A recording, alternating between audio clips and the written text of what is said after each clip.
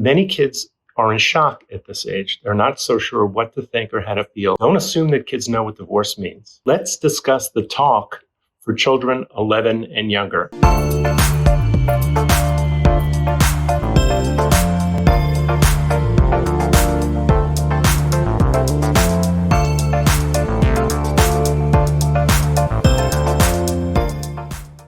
In approaching children this age, generally, 11 and under, I think it's really important to have a parenting plan, a temporary parenting plan in place before you have the conversation.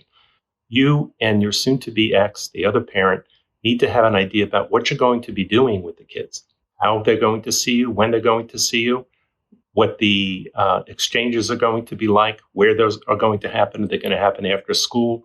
They're going to have Sunday night dinners with the other parent, or Wednesday night after school, who's taken whom to dance. Have that worked out as best you can. Acknowledge it's a temporary solution until you figure it out a bit more. Here's why. Kids this age need to have specificity about their access. It's the only thing that's going to reassure them is that they know after you've had this talk that they're going to be accessible to you, that not just that they can pick up the phone and call you, but that they'll see you at certain times, even if their sense of time is a little fuzzy, particularly for younger kids. So have that in mind as you approach this.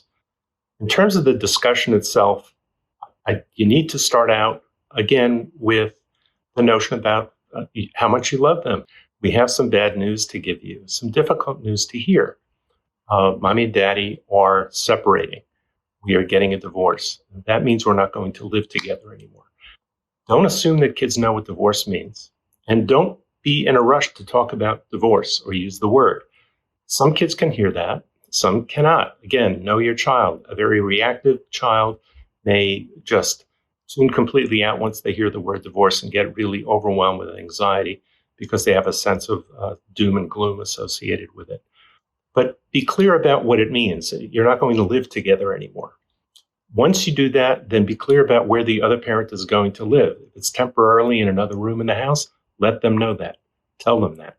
If it's going to be in an apartment, tell them where it is, and then sometime soon, make a visit there. So the parent who is living there needs to take the kids to have them take a look at the place, so they know where they're going to be. Another thing to do is to reinforce the issue of your availability at times when you're not there, meaning phone time, FaceTime. You'll have the opportunity to talk to us whenever you want. So if you want to talk to mommy, you want to talk to daddy, just tell us, and we'll put you on the phone. You can have a conversation. You understand. Keep asking for that affirmation. I keep it short. I wouldn't belabor the point. Many kids are in shock at this age. They're not so sure what to think or how to feel, and their reaction may be delayed. They may be sullen and quiet and then burst out into tears. It could happen within minutes. It could happen within seconds. It may happen hours later. Don't be surprised if kids this age regress, where they want to climb into bed with you for a couple of days. That's okay. It's okay for them to have a difficult time with this because it's a difficult thing to be told. So extra TLC, extra hugs, extra affirmation, and make sure that they know what the schedule is going to be and when they're going to see the other parent, and let them know when that's going to happen. It's Tuesday. Today's Daddy's Day. So you're going to see Daddy. Daddy's going to pick you up at school, and then you're going to have dinner, and then you're going to be back here, or you're going to sleep over at Daddy's, and you'll be fine. You'll have a great time. Foster the importance of the other relationship, that relationship between the other parent and the child in the child's eyes. It helps create comfort. Other things to consider: send along things to keep kids comfortable. Stuffies, blankets, trinkets, could be a photo of you. Anything that makes them feel comfortable. Send it along. Make sure it goes back and forth so that it's okay to talk about you when they're with the other parent, and at the other parent to talk about you.